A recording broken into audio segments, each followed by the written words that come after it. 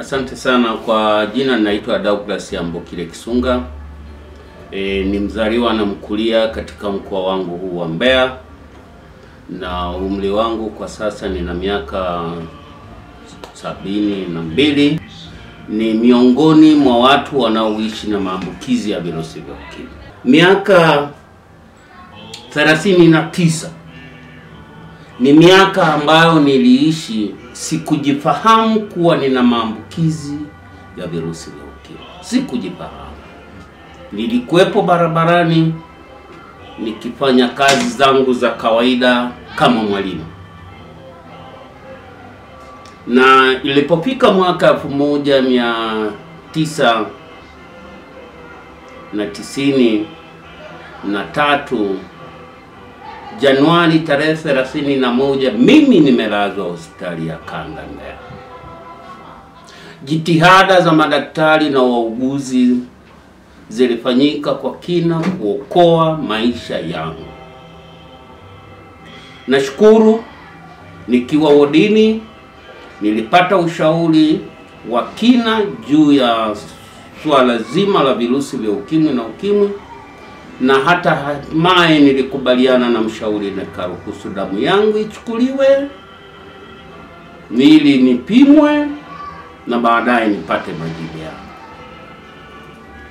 Tendo hilo lilifanyika, na hata baada ya siku 2 nililetewa majibu. Kipindi hicho majibu yalikuwa yanachukua zaidi ya siku 1.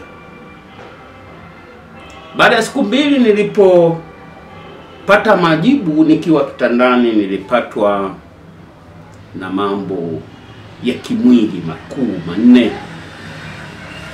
Nilipatwa na hofu. Kiashiria changu cha hofu, nilijua kuwa maisha yangu ya kuishi duniani yameisha. Natarajia nilikuwa najiona kama naenda kufa. Lakini jambo la pili, nilikuwa nimepatwa na wasiwasi. Nilianza kufikiria ni nani na fulani akisikia habari yangu kuwa mimi nina maambukizi ya virusi vya ukimwi atanichukuliaje? Ilinipa wasiwasi, ambacho kiashiria cha wasiwasi niliokuwa nao ni kujinyanyapaa mwenyewe. Pengine sikutaka mtu mwingine ajue kuwa mimi nina hali ya maambukizi ya virusi vya ukimwi. Lakini jambo la tatu lililobeba ni mashaka. Nilikuwa na mashaka makubwa. Familia yangu nitaiacha? Marafiki zangu na wenza wangu nitawachaje? Lilinipa shida. Liliendelea kuninyong'onyesha. Kuna mambo mengi niliacha. Sio walimu tu, hata kwenye ngono nilipumzisha. Kwa hiyo kuna mambo mengi ambayo niliamua kuacha hivyo, kwa sababu walimu niliacha ni kwa sababu ya ile tu hofu. Kama nilivyokwisha zungumza, hofu, nilidhania mimi mtu kufa. Nimeshazungumza toka mwanzo. Hofu yangu ilinipelekea kuacha kazi yangu ya ajira ya walimu. Ndio kilichonipelekea. Lakini mwisho wa siku nimejutia. Lakini baada ya kujutia nikasema mipango ya Mwenyezi Mungu kwangu, aliniambia niwe mwanaharakati. Na nimekubali kuvalia njuga za wanaharakati ili niweze kufundisha jamii sasa. Kwa hiyo walimu bado mimi ni mwalimu. Na nitakuwa ni mwalimu mpaka siku ambayo nyinyi nyote mtatafuta majembe, mkanichimbia, mkanisindikiza kwenye nyumba yangu ya milele. Nitakuwa mimi mwalimu tu, na leo mimi ni mwalimu.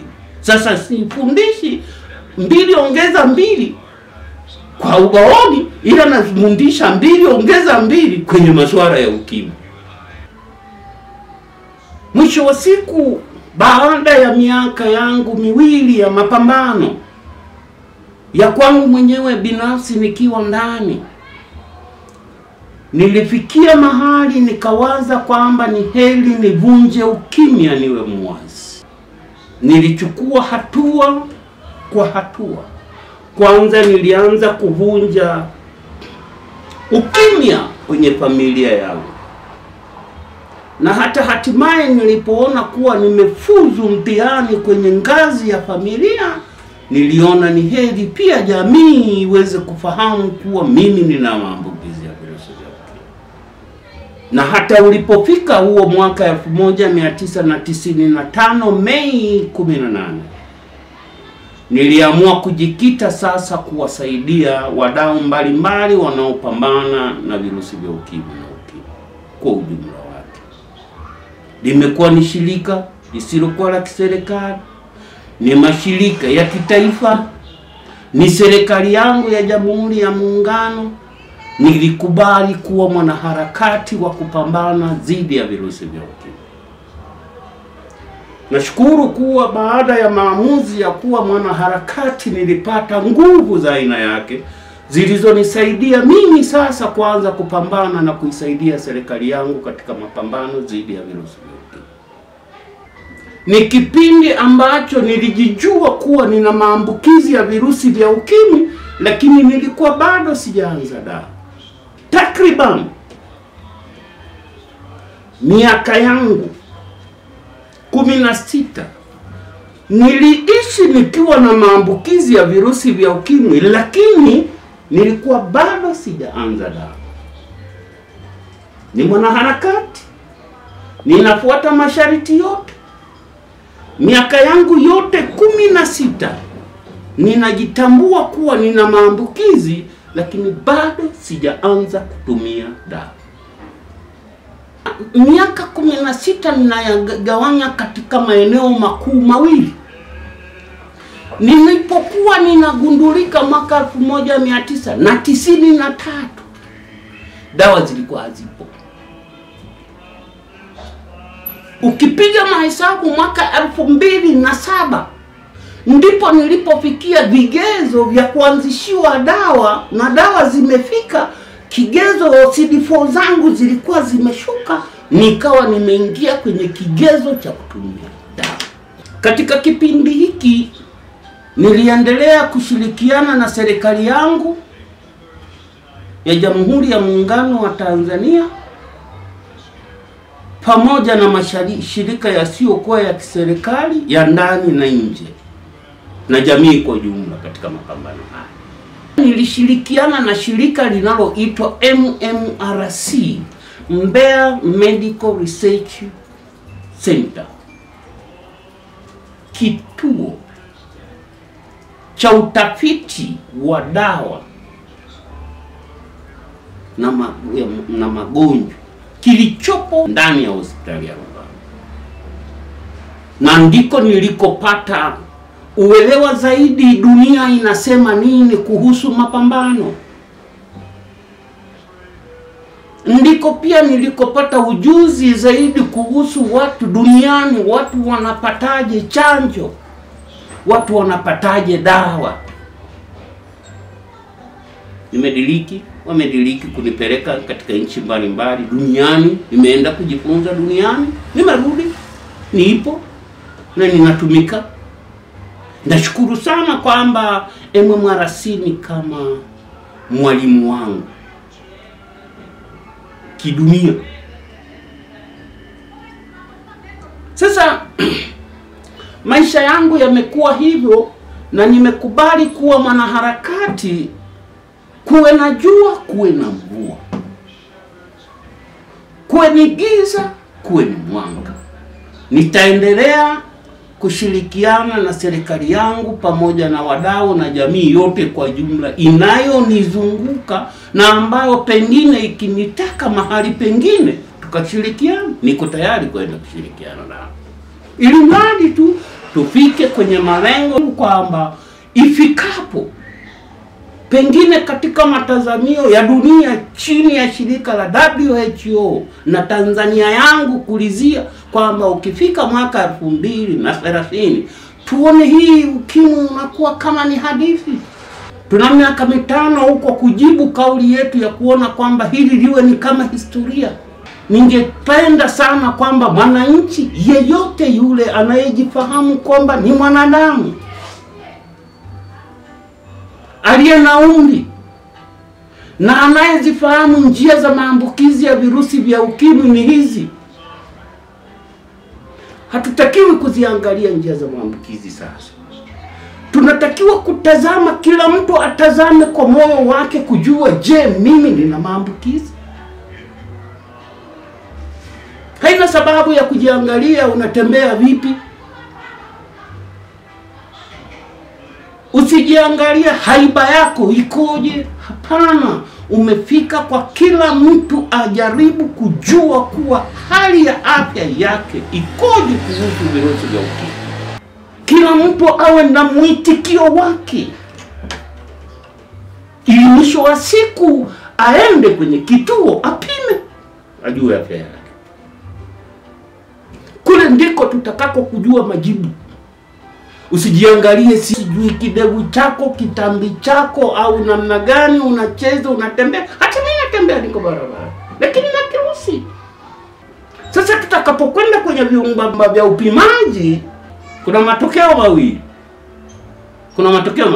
Haya matokeo mawili na haya yatatugawanya katika makundi makubwa mawili. Kuna kundi watakwenda kupima, mshauri nasihi atakwambia huna maambukizi ya virusi vya ukimwi.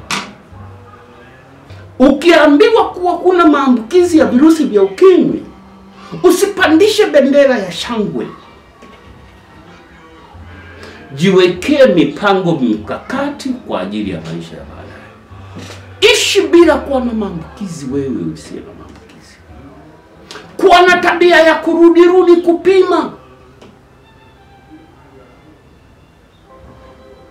Na hata kama una mwenza wako, una rafiki yako, unayejua wazi kwamba tunaweza tukatumbukia kwenye njia za maambukizi, mshawishi huyo mwenza wako, mwende naye kwenye kituo cha upimaji na yeye ajue. Lengo moja ni kwamba wote tutake tukae mahali tutokomeze ukimwi tulionao Tanzania. Waliokwenda kwenye chumba cha ushauri nasihi wakapima na majibu wakaambiwa kuwa una maambukizi ya virusi vya ukimwi. Pokea hayo majibu. Usiwe na hofu. Usiwe na mashaka. Usiwe na wasiwasi. Likubali tatizo. Mimi nilinijutisha miaka ile ilikuwa dawa hazipo. Nisingeona tena mtu anayepima naambiwa una maambukizi anajawa na hofu. Hofu ya nini? Kuna rasilimali sasa ya kuweza kukusaidia. Mimi kule nilikokuwa napima sikuwa na rasilimali. Kulikuwa hamna rasilimali kipindi. Kulikuwa hamna rasilimali. Kwa hiyo ninaomba sana kwa wale tutakaopima na kugundulika kuwa tuna maambukizi, narudia, usiwe na hofu, usiwe na mashaka, usiwe na wasiwasi wala uoga. Jizatiti, nenda kwenye kituo cha huduma ya tiba na matunzo. Mwarobaini wa unafuu wa maisha kwa mtu mwenye virusi vya ukimwi kama mimi Kisunga, nasema kwamba mwarobaini wetu mmoja ameonekana sasa ni dawa. Kama umri wa miaka 18 mimi nakunywa dawa. Ni umri wa mtu mzima. Sasa ninaweza nikasema nina wajukuu katika umri wangu wa kutumia dawa. Na wajukuu miaka 18 nimetumia dawa. Jana nimekunywa dawa. Natarajia leo jioni ninywe dawa. Kwa sababu kipaumbele cha kwanza cha maisha yangu kwanza sasa hivi ni dawa kwanza. Mambo mengine yafuata. Naomba tu niweze kuwaomba sasa wale waviu wenzangu, watu wanaoishi na virusi vya ukimwi. Kuna mambo ya mkakati ambayo kila mtu anatakiwa ajue. Kila mtu ambaye ana maambukizi ni lazima ajue kuwa mambo haya ni msingi. La kwanza, nataka kila mtu anayeishi na maambukizi ya virusi vya ukimwi atambue kuwa mpaka dakika hii tunayozungumza leo, tunaumaliza mwaka wetu wa 2025. Bado hatujapata duniani kote, bado hatujapata dawa ya kumaliza virusi ndani ya damu ya mwanadamu. Bado hatujapata. Hatujapata dawa kamilifu inayoweza ikaondoa virusi kwenye damu ya mtu mwenye virusi vya ukimwi. Hatujapata duniani kote. Si Tanzania kwa sababu ni nchi yetu ya maskini. Hata hao nchi zilizo tajiri na wao bado hawajapata dawa. Cha msingi kinachotakiwa hapo sasa, kwa sababu hii ni rasilimali pekee ambayo tunaijua sasa inatusaidia sasa sisi tunaotumia dawa hizi kutumia kila siku, na mwisho wa siku tunakuwa na uwezo wa kufanya kazi au kufanya shughuli zetu za kila siku bila matatizo ya aina yoyote. Kwa sababu dawa tulizo nazo hizi zinafanya kazi kubwa tatu, na ambazo ni furaha kwa Mtanzania na mtumia dawa. Moja, inazuia virusi hivyo visizaliane. Ya pili, inazuia hivi virusi visibenyenye kinga yako iliyoko ndani ya mwili wako. Na kazi ya tatu ya hizi dawa, inavifanya ile kinga zako za mwili ziongezeke. Kwa hiyo ni wasihi ndugu zangu na wapendwa wangu wale wote tunaotumia dawa hizi za kubaza virusi vya ukimwi, tuzitumie kwa usahihi. Tuwe ni wafuasi wazuri wa dawa. Dawa hizi sasa unapomeza zina mambo mengi sasa. Tumekubali kwamba tutakunywa kwa maisha yetu yote. Lakini sasa katika unywaji wa dawa, hatunywi dawa kama vile tunavyokunywa dawa zingine. Hapana. Zina utaratibu wake. Dawa ukinywa zina muda wake, na muda ukiisha unatakiwa unywe. Kwa hiyo ili uwe mfuasi sahihi wa dawa, kubali kuwa utakunywa kwa maisha yako yote kulingana na jinsi daktari alivyokuelekeza. Kama utameza kidonge kimoja kwa masaa 24, ambayo ndio sasa hii dawa iko sokoni, wanaita One-RI au TLD, ni dawa zilizoko sokoni. Unakunywa kidonge kimoja kwa masaa 24. Kama unakunywa saa 2 kamili, unatakiwa kila siku iendayo kwa Mwenyezi Mungu unywe saa 2 kamili. Ni asubuhi au ni jioni. Niweke tu mfano. Mimi nakunywa dawa yangu saa 3 usiku. Kila siku saa 3 usiku ni lazima ninywe dawa. Piga huwa. Saa 3 kamili ikifika ni lazima ninywe dawa. Wanadamu tuna mapungufu, wanadamu. Kuna usahaulifu, kuna kitu kinaitwa usahaulifu. Sitakiwi kuzidisha dakika moja. Kwenye simu yangu hii ndogo nimeweka mlio maalum, una saa 3 kasoro dakika moja. Kuna kengele inaanza kunipigia alarm. Bado dakika moja inanipigia, inanifanya mimi nijiandae kujua kuwa muda wangu wa kunywa dawa umefika, ambao ni saa 3 kamili. Kwa hiyo inapofika ile dakika moja, nacheza dawa iko wapi, maji yako wapi, nagongea wapi. Hata kama ni kwenye sherehe za harusi, nitakunywa mbele za watu. Niko kwenye basi, nitakunywa mbele ya watu wote. Kwa sababu mimi niko wazi kwa natumia dawa. Afya ni ya kwangu, ni shida gani? Kwa hiyo yule mtumiaji wa dawa, usiongeze hata dakika moja. Huu ndio tunasema kwamba umekuwa mmoja ya mfuasi mzuri wa dawa. Hicho ndicho kitu ninachotaka kuzungumza. Kwa sababu watu wengi wanasema, mimi nikanya dawa, kila siku ninywa dawa, sijui mimi sitaki, mimi siwezi kwenda unajichelewesha, unajichimbia kaburi. Hapana, nenda kanya dawa. Ukitumia dawa vizuri, kwanza unakuwa na afya bora. Pili, utakuwa na maendeleo ya maisha yako mwenyewe binafsi. Kuna makundi mawili wanaotumia dawa. Kuna wale watu ambao wanatumia dawa kwa umakini, wanakunywa dawa kwa wakati, wanafuata stadi za maisha zote za kuishi na virusi vya ukimwi na matumizi ya dawa, wakipima, kuna vitu tunapima maendeleo ya yule mtu anayetumia dawa. Ukimpima yule mtu ambaye anakunywa dawa vizuri na amekuwa mfuasi mzuri wa dawa, ni kweli amepata maksi zote na anafuata, tunafika mahali tukipima kipimo cha wingi wa virusi vilivyoko kwenye damu, vinakuwa pungufu ya 50. Na pengine mashine inashindwa kusoma. Kwa hiyo labda kutoka kule kwenye maabara watakwambia pungufu ya 49, pungufu ya 40. Watafika mahali watasema pungufu ya 20, wataweka kile kanaka alama ka pungufu ya 20, pungufu ya kitu fulani. Lakini kutakufika mahali ambapo tunasema kwamba kirusi wameshindwa kukiona kwenye maabara. Sio kwamba hakipo, lakini wameshindwa kukiona kwenye maabara kwa sababu ya matumizi mazuri ya dawa. Tunasema kimebubaa kirusi kwa mo. Kimebubaa. Check it. Hatuwezi kukidaka kile kirusi. So, lakini kipo. Sasa hao watu ambao wingi wa virusi unasomwa chini ya 50, tunasema wamesuppress.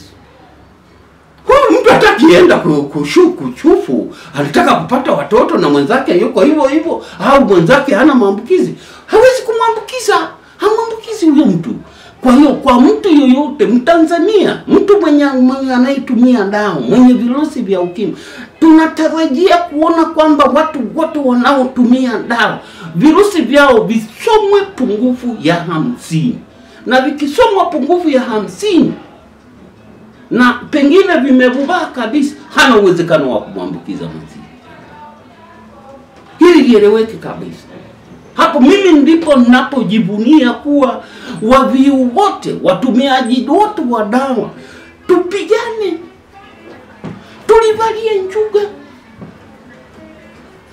kutoka kimwili mpaka kiroho. Tufike hapo wote tunaotumia dawa, iwe po virusi vyetu viko pungufu ya 50 na pengine vimebubaa kabisa. Kwa hiyo hatuwezi kuongeza virusi kuambukiza mtu. Hili ndio tarajio la Shirika la Afya Duniani na nchi yangu ya Tanzania kupitia Wizara ya Afya na tume yetu ya TACAIDS. Tuone huko wanambea tunaotumia dawa, twende tutumie dawa vizuri, na mwisho wa siku virusi viwe pungufu ya 50. Na matokeo yake tutasema mkifika mwaka 30 inawezekana tukawa tunaimba tu wimbo wa kwamba kilikuwepo kinaitwa kirusi. Kundi la pili ni kundi la watu ambao wako kwenye huduma lakini sio wafuasi sahihi wa dawa. Kesho amekunywa saa 2, kesho amekunywa saa 2 na dakika 5. Kesho kutwa amekunywa saa 2 na dakika 20. Hana mpangilio. Kwa hiyo kirusi kila anakivubaza mara kinaamuka, anakivubaza mara kinaamuka. Mwisho wa siku kirusi kile kipo, hao wakija kwanza kupima kwa sababu sio wafuasi sahihi wa dawa. Kwa hiyo virusi vyao vitaanza kusoma kutoka 50 kwenda juu. Kwa hiyo mtu yule ambaye anatumia dawa, mimi samahani sana, umeniomba kwamba mimi kweli mwalimu. Nasema mtu ambaye ana virusi vya ukimwi kuanzia 50 kwenda juu, anakunywa dawa kwa mazoea. Mimi nataka watu watoke huko wasinywe dawa kwa mazoea. Nataka mtu anywe dawa kuwa mfuasi sahihi wa dawa, sio mazoea. Ili mwisho wa siku tufike huko virusi viwe pungufu ya 50. Kwa hiyo utakuta sasa wale wanaokunywa dawa, wale virusi vinafika mahali vinakuwa vingi. Mwisho wa siku hawa wakiingia kwenye njia za maambukizi ya virusi vya ukimwi, wanaambukiza. Unaiona faida sasa ya matumizi sahihi, hatutapata watu waona. Lakini hao wanaokunywa dawa kwa mazoea watakuwa nani wanamwambukiza mwenzie. Sasa wapi tunakwenda? Wale wote ambao wanakuwa kwenye huduma ya tiba na matunzo na wamepima wingi wa virusi na virusi vimesomwa zaidi ya 50 kwenda juu, naomba wafuate yale yanayotolewa na wauguzi na manesi tutekeleze, tuyafuate na turudi tuwe wafuasi wazuri au wafuasi sahihi wa dawa zetu. Mwisho wa siku tutafika mahali ambapo tutaandika hadithi, Mbeya haina maambukizi. Kwa hiyo hata Mwanza watajibu hamna maambukizi, Mtwara watajibu hamna maambukizi. Kwa hiyo nchi nzima tutasema hatuna maambukizi. Tutatoa maambukizi kwa uhakika. Kutokana na kauli mbiu ya mwaka 2025 inayosema hivi: imarisha mwitikio, tokomeza ukimwi. Mimi kama Kisunga nimelivalia njuga. Nimechukua silaha zote za kuhakikisha kwamba ninaingia katika miitikio yoyote ile ya kutokomeza ukimwi.